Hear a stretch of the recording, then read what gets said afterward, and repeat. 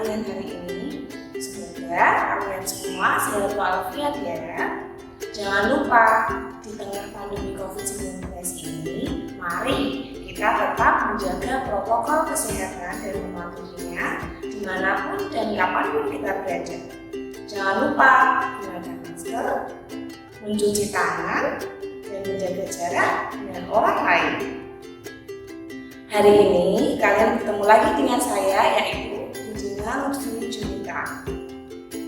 Sebelum kita memulai pembelajaran hari ini, mari kita berdoa menurut agama dan kepercayaan masing-masing. Doa mulai.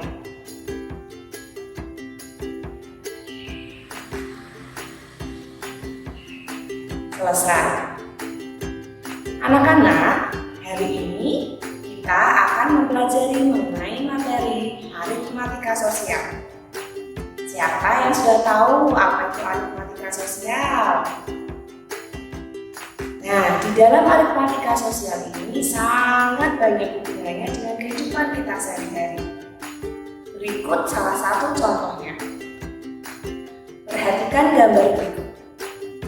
Ada gambar apa itu anak-anak? Ya, benar sekali, ada gambar diskon di dalam mall. Siapa yang pernah mendapat diskon? Pasti suka ya kalau belajar mendapatkan diskon. Nah, di dalam aritmatika sosial kita juga akan mempelajari mengenai hal itu. Perhatikan gambar selanjutnya. Gambar apa ini anak-anak? Ya, benar sekali, ini adalah gambar bank. Siapa yang belum pernah ke bank? Pasti semua sudah pernah ke bank. Ngapain ya di bank? Banyak sekali yang bisa kita lakukan di bank. Apa sih hubungannya dengan aritmatika sosial? Nah, nanti akan kita pelajari. Dan gambar selanjutnya, silahkan diperhatikan anak-anak. Di sini ada gambar apa? Ada gambar karung beras. Apa ya hubungannya karung beras dengan aritmatika sosial? Nah, semua nanti akan kita pelajari di materi aritmatika sosial. Gambar-gambar yang tadi kita sudah lihat merupakan salah satu contoh dari penerapan aritmatika sosial di kehidupan sehari-hari.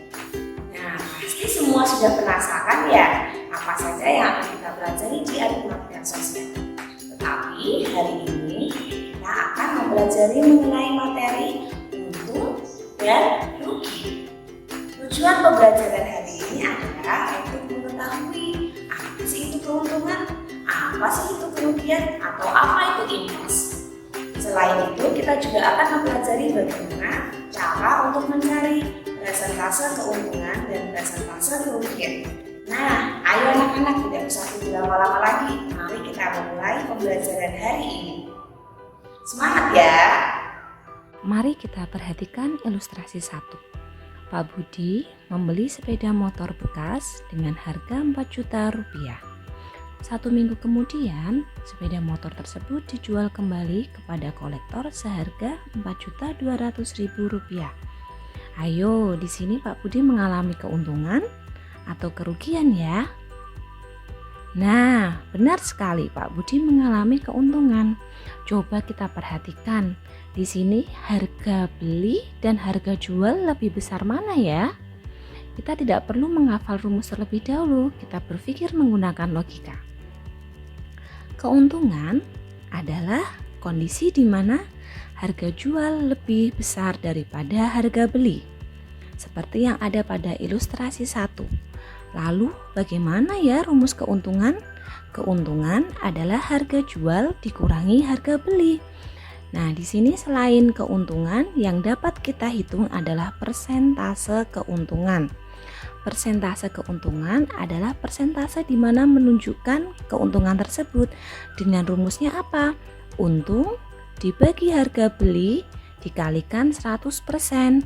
Nanti dari rumus itu kita akan mendapatkan keuntungan yang sudah berupa persen. Sekarang mari kita mengenal untung dan persentase untung atau laba. Laba merupakan nama lain dari untung. Di sini keuntungan Pak Budi berapa ya kalau harga belinya 4 juta dan harga jualnya 4.200.000? Ya benar, untungnya 200.000 rupiah. Dari mana ya dapatnya 200.000 rupiah? Dari rumus yaitu apa tadi? Harga jual dikurangi harga beli yang menghasilkan Rp200.000. Setelah itu kita hitung persentase keuntungannya. Persentase keuntungan bisa kita dapat dari untung Rp200.000 dibagi harga belinya Rp4 juta dikalikan 100%. Nah, setelah kita bagi menghasilkan berapa? Ya, menghasilkan 5%. Jadi, keuntungan yang diperoleh oleh Pak Budi sebesar 5%. Selanjutnya, perhatikan ilustrasi kedua. Dery membeli sepeda seharga Rp1 juta. Dikarenakan Dery ingin membeli HP dan ia merasa tidak memerlukan sepeda lagi, ia menjual sepeda kepada temannya seharga Rp800.000. Ayo Dery, untung atau rugi ya?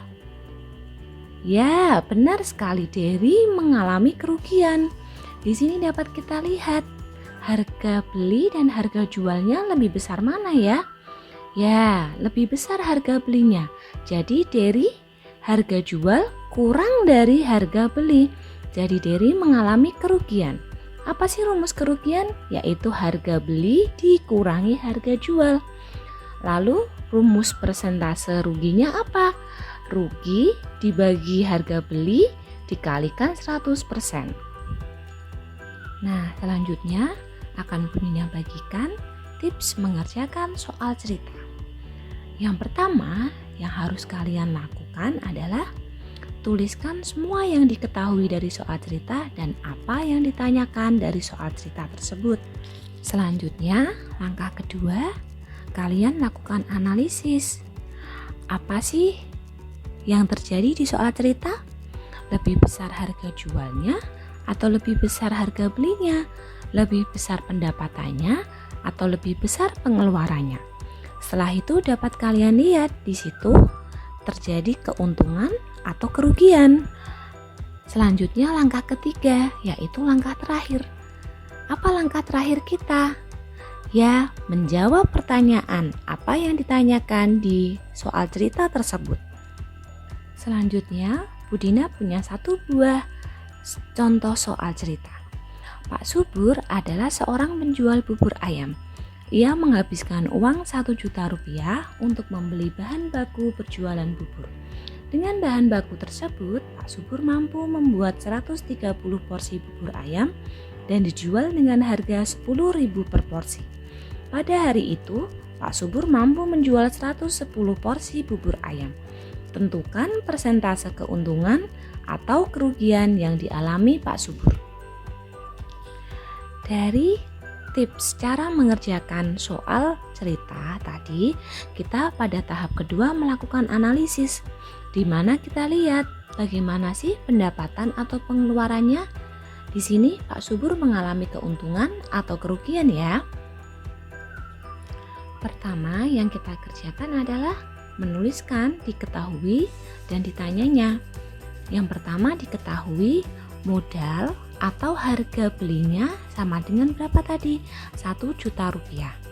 Lalu harga jual dapat kita hitung dari Pak Subur mampu menjual 110 porsi bubur ayam, lalu dikalikan dengan harganya yaitu Rp10.000. Nah, menghasilkan berapa? Ya, benar sekali, menghasilkan Rp1.100.000. Selanjutnya, kita tulis apa yang ditanya dari soal cerita tersebut. Ya, benar. Yang ditanya adalah persentase keuntungan atau kerugian.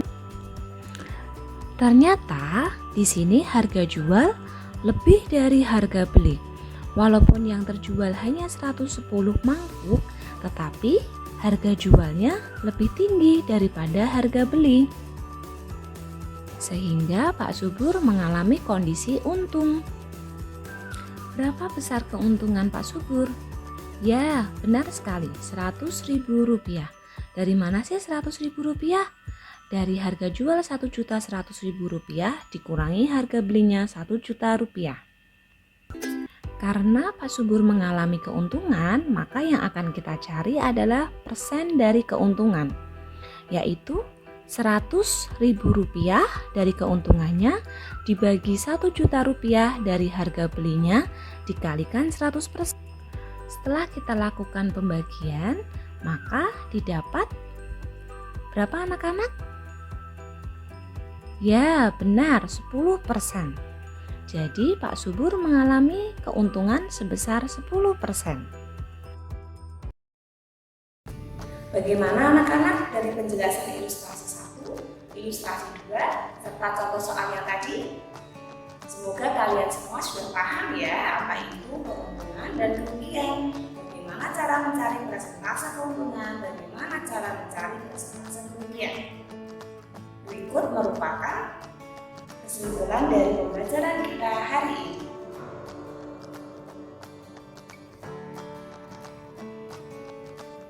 Cukup sampai di sini ya anak-anak pembelajaran kita hari ini. Semoga bermanfaat untuk kalian. Jangan lupa tetap belajar dan tetap semangat belajar di rumah. Wassalamualaikum warahmatullahi wabarakatuh.